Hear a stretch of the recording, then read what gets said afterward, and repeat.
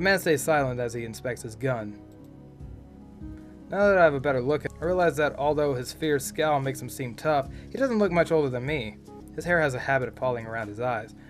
But as he pushes it back, I notice a long scar cut across his eye. Once satisfied, he tucks the gun back into his belt and gets to his feet. He nods at us. Thanks. Wow, he even has a really edgy voice. Then he turns away. Wait! He pauses. Where are you headed? Why? There might be more bandits around. We should team up if we're going in the same direction. Safety in numbers. He studies us in stony silence. His gaze flicks to her manipulator and then relaxes slightly. Where are you going? We're headed to Illumia. Me too. He has such an edgy voice. Leanna nods. You're from the Mage Guild? Yes, I'm Leanna. I'm Southern Wolf. Zach. Zach. Boing. All of us glance at the little blue Pongo who seemingly popped out of nowhere. And this is our little friend. I see. Boing.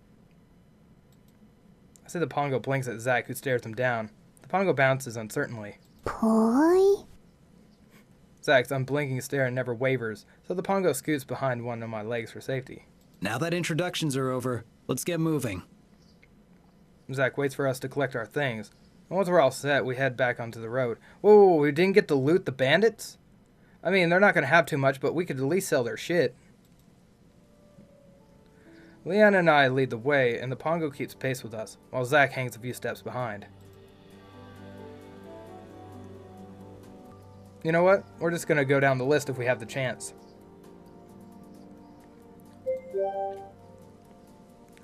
So, what type of gun is Zach carrying? You mean his discharger? What's a discharger?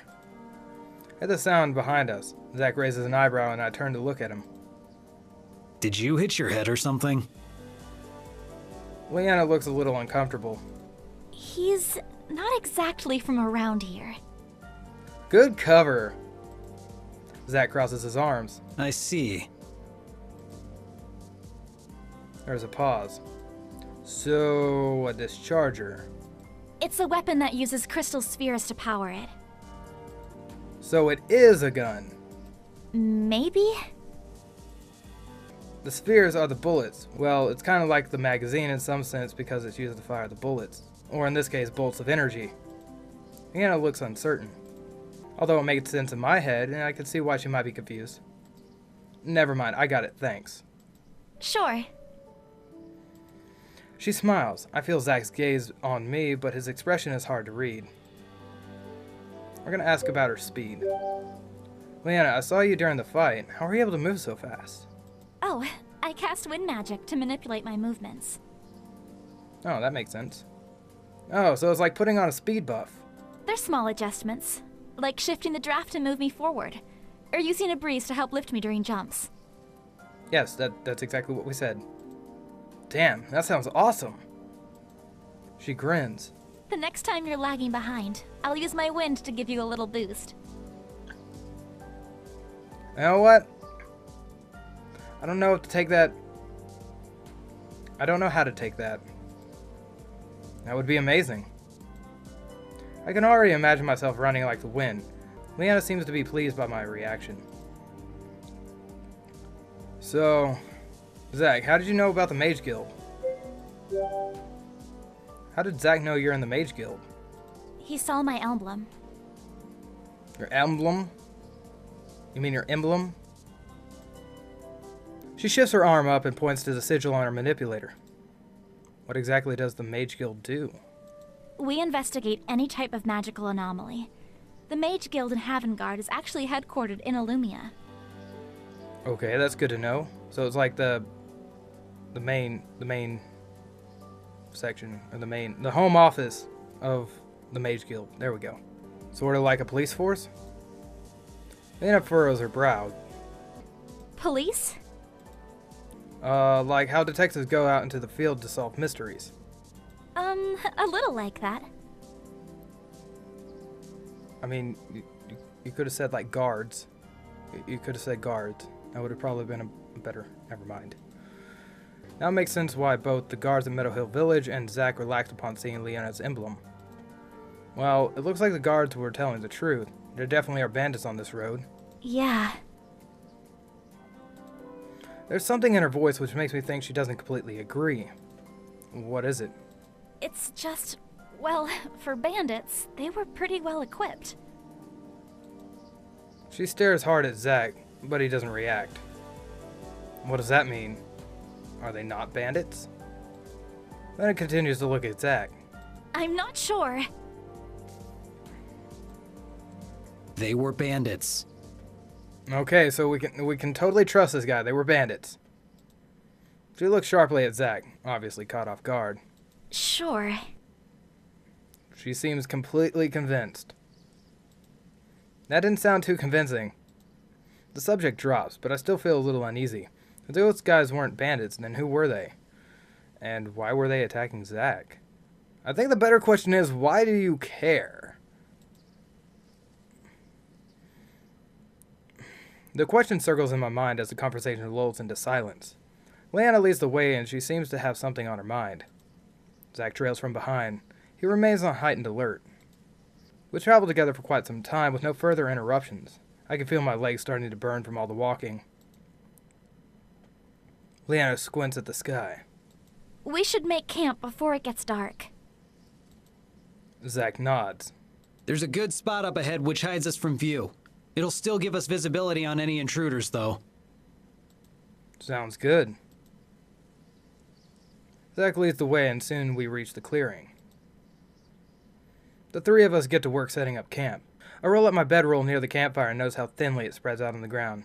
Can this thing really be comfortable? I guess there's only one way to find out. I lie down on the bedroll and place my hands behind my head. This isn't as bad as I thought. A yawn escapes my lips. I could definitely fall asleep here. My gaze lingers on the night sky above. The moon hangs in the inky sky, dotted with so many pinpricks of silver light.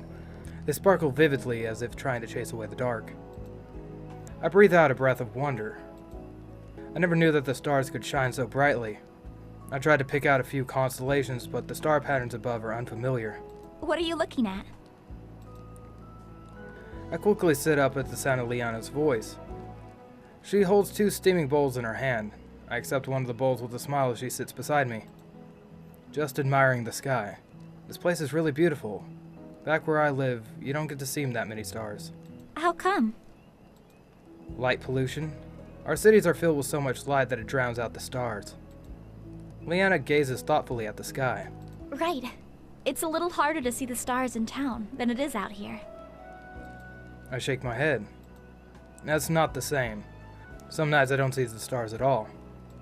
Her eyes widen in surprise. Then she places her chin on her hands.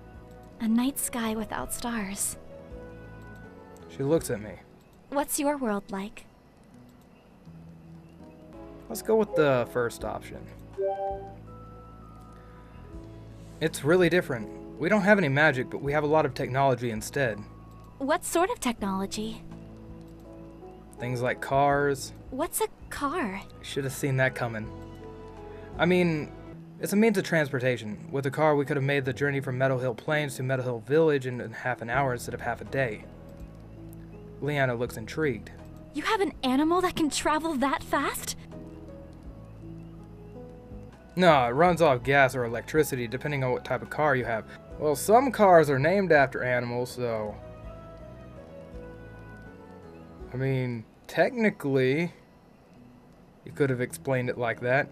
They said, yeah, I have a ram. So it's like our carriages, which are powered by crystals. The more energy it uses, the faster it goes. Why didn't you make that connection quicker? Something like that. We have planes too, which fly in the sky so we can have faster travel to other areas of the world. Humans who can fly? Lena's eyes grow in wonder as she grins. What else do you have? As much as I want to say the interwebs, which is probably the more impressive of the two, let's go with mobile phones because we have one of those. Cell phones, actually. I fish in my pocket and pull out my phone. This is my cell. She leans in close to inspect it. What does it do? I can make calls with it or send messages and talk to people far away. It also lets me tell the time, and I can take pictures or play games if I want to. She takes the phone in her hand and flips it back and forth. Is it like scrying? How does it do that? That's actually fairly accurate. I mean, not exactly, but it's not bad. Well, I'd have to turn it on first, but it doesn't work here. I think the battery's dead. Oh, She doesn't bother hiding her disappointment. She tilts her head back and returns her gaze into the sky. Underneath the moonlight, her pale skin seems to glow amidst the darkness. Her face softens as she smiles. you're right. The stars really are beautiful. We fall into a comfortable silence as we enjoy the tranquility of the night. After we finish eating and cleaning up, Zach approaches us. It's getting late. No shit. Leanna nods. I'll take first watch so you can rest. All right, I'll take second watch. I guess that leaves me with third. Zach stares unblinkingly at me, while Leanna coughs nervously. That's okay. We had an early start, and I'm sure you're tired. We should rest up and sleep through the night. No, whatever. It seems like these guys don't trust me keeping watch, but I get it. If I had a choice, I wouldn't trust me either. I shrug. Good night, then. Good night! Zach nods as Leanna and I crawl into our bedrolls. It isn't long before I'm asleep. A dull throbbing in my back pulls me awake. I hadn't fully appreciated the magic of mattresses until now. A yawn escapes me as I stretch widely. Aside from my achingness, I actually feel well rested.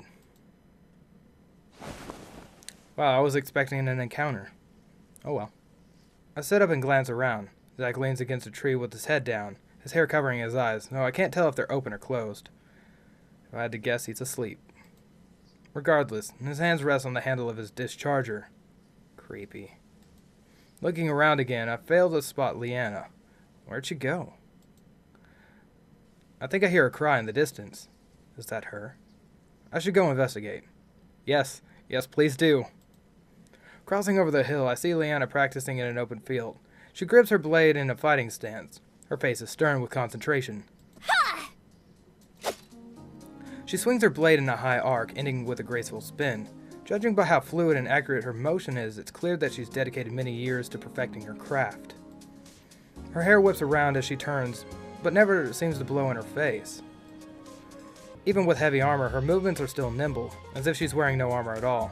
I wonder if that has to do with her wind magic. Once she notices me, she lowers her sword. Oh, sorry. Did I wake you? I moved out here so I wouldn't disturb you. No, I was already up. I didn't see you at camp, so I came looking. Gotcha. Oh, it's back. I glance down at my feet and I spawn the beaming Pongo. Leanna giggles. Looks like you guys are best friends already. Yep. It is more like a stalker, but of course. The best of friends, isn't that right? The Pongo nods excitedly. Poi poi. It's pretty early. Do you always begin your mornings with a warm-up? Leanna nods. It helps me wake up and prepare for the day ahead. Oh, she's one of those people. Also, it's become a part of my routine, so it just doesn't feel right when I don't do it. I understand that as well. I know what you mean. I can't really go through my morning routine from Earth here on Terra, and it feels a bit strange. Right. Man, those jiggle physics are good. Leanna looks down. The awkwardness creeps into silence. She probably thinks that in a negative way, which wasn't my intention. It's okay though, I can always make a new routine. New routine? I unsheath my blade and grip it. Phrasing. This morning practice you do seems like a good place to start. She grins. Considering how well you handled yourself yesterday, I'm curious to see what's the extent of your skill set. I smirk. Only one way to find out. So what's the lesson today, Senpai? Oh, no! Sand pie? Oh, no! I shake my head. Never mind. She blinks and refocuses and matches my fighting stance by raising her sword. Since you already have some experience with the blade, sparring will be the best way to gauge your skills. I'm ready. Let's do this then. I frown. This hardly seems like a... Wait, what? Did I fuck up? I won't use my wind magic. Okay, that evens the odds up a little bit. Leanna nods. Besides, the goal of sparring is to train your skills, not to win or lose. I mean, can it be both? Fair enough. I ready my blade in a battle stance, which she matches. Whoa. Leanna dashes towards me. Her movements seem slower than what they were during the bandit fight. It seems like she's staying true to her word and isn't using any wind magic. And then the minigame is not implemented yet? You know what, we're gonna do well. Ooh, that's some nice noises. Somehow I managed to keep pace with her. Every time I think I'm about to get the upper hand, her intensity increases until we're equally matched again. Even so, I could feel her holding back. Without using magic, mage knights are still a formidable opponent with the sword, especially if they're anything like Leanna. We go back and forth for a few more swings until Leanna strikes from above. I hurriedly block with my sword, but I lose my balance, and in my hurry I topple to the ground, landing on my back. Ugh. Leanna kneels down beside me. Your fundamentals are solid. If you keep practicing, I'm sure you'll be a formidable warrior in no time. That's pretty high praise when it's coming from you. She smiles and blushes. Leanna extends a hand and helps me back up to my feet. It would be better if I could watch you spar with someone else.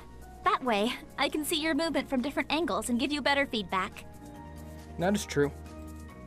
Unless the Pongo can use a sword, the only other option is Zack. I look around and spot Zack leaning against a tree closer to the sparring location. He is watching us with his arms crossed. Wait, how long has he been there? Leanna rushes over to him. Zack! Fuck. Would you be willing to duel with him?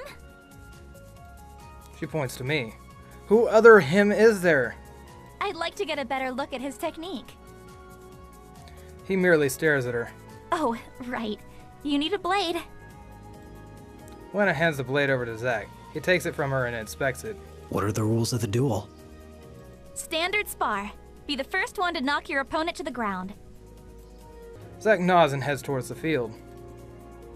As Leanna returns to me, we share a glance. That was surprisingly easy. Yeah, no shit. I guess it's not a mercenary's nature to back down from a fight, even if it's a fake one. That is very true.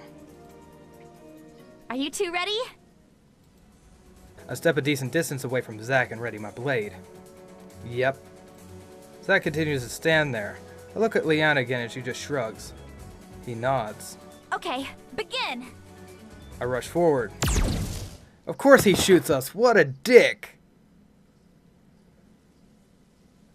And suddenly I'm on the ground, staring up at the sky with an aching pain in my chest and the wind knocked out of me. I groan. Fucking Strange. dick. I thought he'd last at least 2 shots. Fucking dick. Zack! What? You know what? I'm gonna hurt him. Why did you use your discharger? Why not? Leanna steps forward. The whole point was to have a sword match with him. You didn't list that as a rule. Her frustration is evident in her voice. Why else would I give you my sword? That is true. Why did you give me your sword? For you to use! I hate this guy already. I want to kill him already. But at the same time, he seems to be somebody that I would want on my team. But I wouldn't enjoy having him on my team. She snatches her blade back from Zack and heads over to me. Are you hurt? My pride. So this is what it feels like to be emasculated twice. My gaze drifts past Leanna to the blue sky behind her. At least I have a nice view. That could be misinterpreted. Lena helps me up again. The one and only lesson you need to know when fighting. Do whatever it takes to win. That is very true. But this wasn't that kind of match. As soon as he's done speaking, Zack turns around and heads back to the campsite. Leanna huffs. Mercenaries can be so annoying sometimes. He does have a lot of points, though, even though he's a total prick. But his advice is relevant. Maybe so, but his points seem to be pretty valid. Leanna shakes her head. There's more to a battle than winning. Like honor, justice, and even mercy if the case calls for it.